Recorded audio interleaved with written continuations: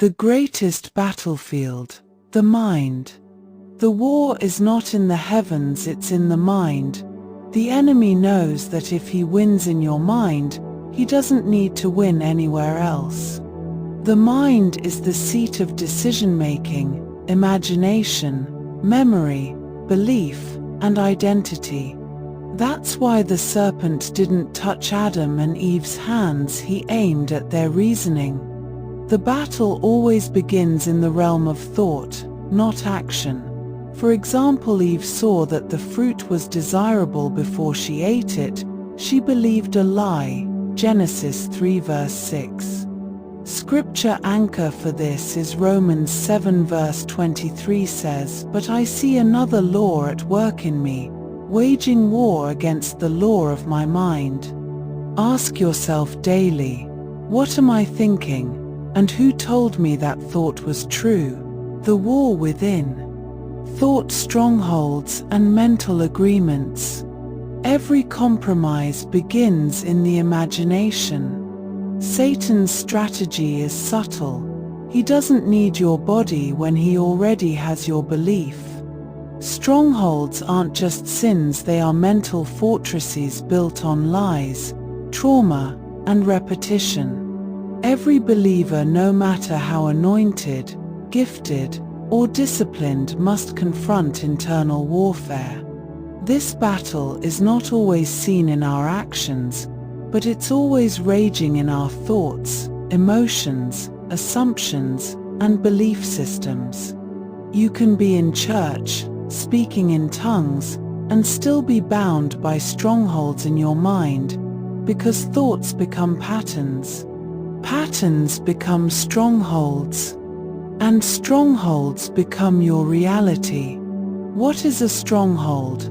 A stronghold is a mental fortress, a deeply rooted belief or argument that opposes God's truth. It's not just a bad thought. It's a structure built by repetition, trauma, deception, and agreement. It is designed to defend itself, so even truth feels like a threat to it. 2 Corinthians 10 verse 4 to 5 says, "For the weapons of our warfare are not carnal but mighty in God for pulling down strongholds, casting down arguments, and every high thing that exalts itself against the knowledge of God, bringing every thought into captivity." A stronghold is a lie you've believed so long it feels like truth. A wound left unhealed that formed into a belief. A protective mindset that keeps pain out, but also blocks God's truth. Common thought strongholds. Here are examples of thought strongholds. I'll never be enough. No one stays. God is punishing me. I'm not worthy of love. God can use other people, but not me. I'll always struggle with this. I have to protect myself because no one else will. If I don't control everything, I'll be abandoned again. These are agreements with the enemy's voice, not God's. They are altars the enemy has built in the mind. What are mental agreements? Mental agreements are subtle, unspoken contracts you've signed in your mind. They come from trauma. If I trust again, I'll be hurt. Family curses. Addiction runs in my bloodline. I can't escape it. Culture. This is just who I am. I was born this way. Religion. God is mad at me. I have to earn his love. Agreement equals access. The moment you agree with a lie, you give it authority to govern your thoughts and actions. A demonic lie becomes a mental law when you don't challenge it. How do strongholds form? Proverbs 23 verse 7 says, "As a man thinks in his heart, so is he." 1. A lie is planted. A seed enters your mind through words, wounds, or whispers. You're not good enough. 2. It gets repeated. You rehearse it, replay it, meditate on it. It gets familiar. They didn't choose me because I'm not enough. 3. It gains agreement. You begin to believe it as truth.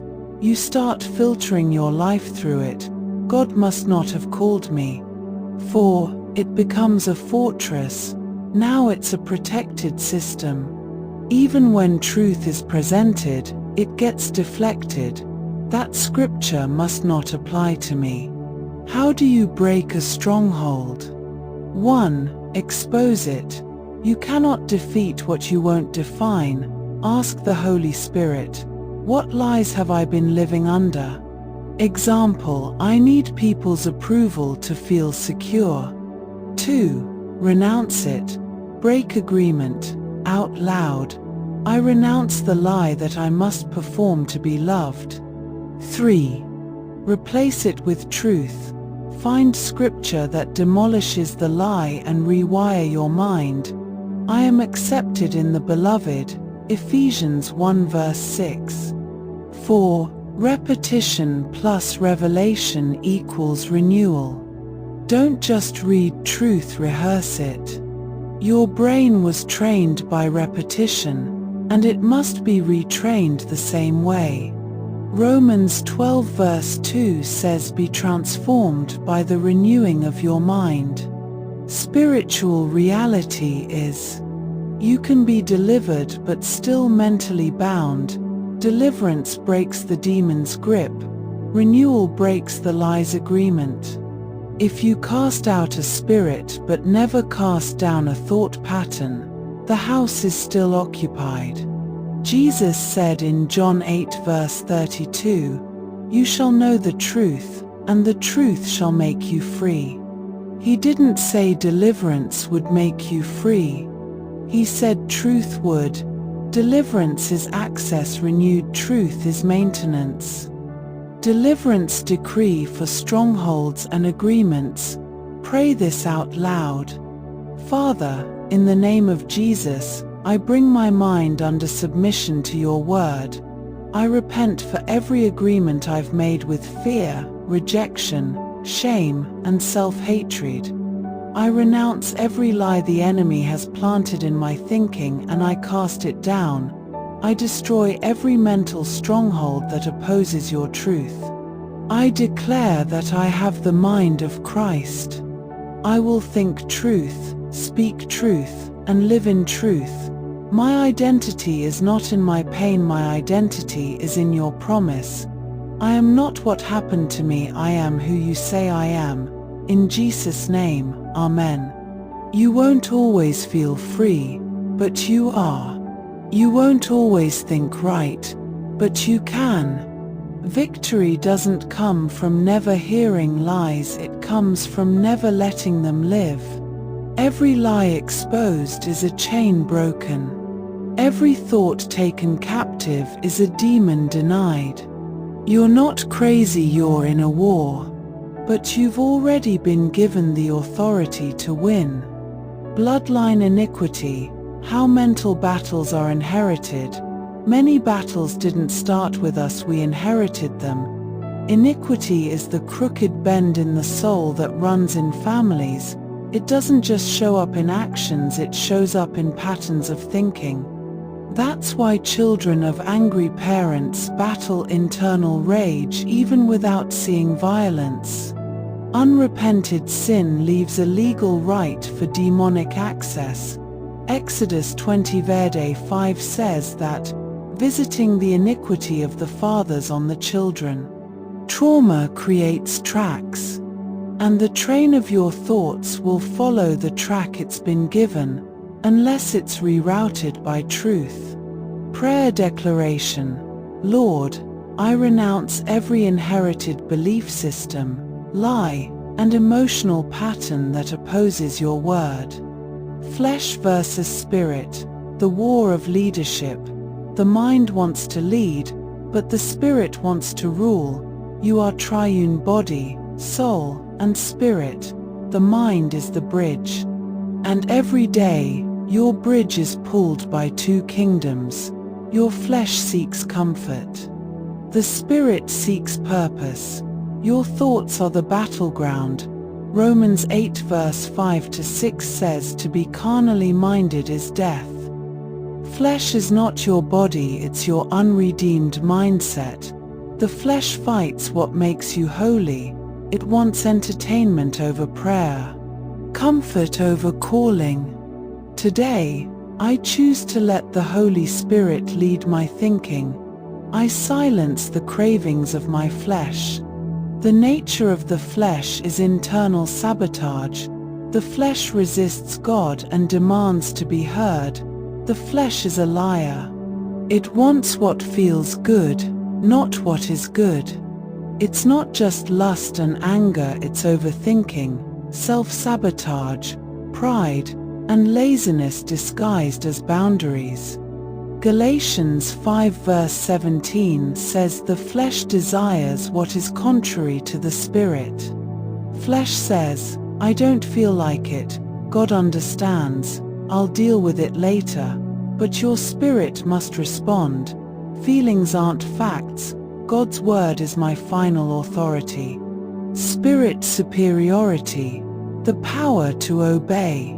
When the Spirit entered you, He brought a divine mind. He doesn't operate from trauma, He speaks truth. He doesn't react, He responds with wisdom. 1 Corinthians 2 verse 16 says, we have the mind of Christ. The Spirit doesn't just give you power to shout in church.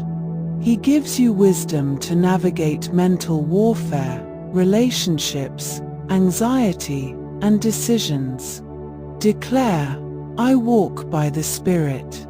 My mind submits to heaven's voice. Who is leading your mind today? Your life follows the loudest internal voice. If fear is louder than faith, it will lead. If insecurity is louder than identity, it will dominate. Romans 8 verse 14 say, for as many as are led by the Spirit of God, these are sons of God. At the end of each day, ask, what spirit led my decisions today? The lie of this is just who I am. That's not who you are, it's who your trauma trained you to be. The enemy masks bondage as identity. He'll rename you by your dysfunction just like he tried to rename Daniel, Hananiah, Mishael, and Azariah in Babylon. But names from trauma don't define you, God's truth does. Break this lie of I've always been anxious. I've always been confused. 2 Corinthians 5 verse 17 says if anyone is in Christ, they are a new creation. You were born in sin, yes, but you were born again in righteousness. Spiritual strategy is fighting back daily. Deliverance must be paired with discipline. You can't cast out what you keep feeding. After the demon leaves, you must install a new mindset. This is why Jesus said the house must not only be swept, it must be filled. Matthew 12 verse 43 to 45. Here is a daily mind training strategy. Morning scripture meditation. Midday thought check-in. Evening reflection journaling. Weekly fasting for deeper root issues. Daily declarations over your mind. Proverbs 23 verse 7 says, as a man thinks in his heart, so is he. Deliverance is the door, discipline is the walk. Many want a quick fix, but sanctification is a process. Renewing your mind is daily war and worship. Romans 12 verse 2 says, be transformed by the renewing of your mind. You don't arrive, you abide. Your mind doesn't need a moment, it needs a master. Declare, I choose truth over trauma. I choose the Spirit over the flesh. My mind belongs to God.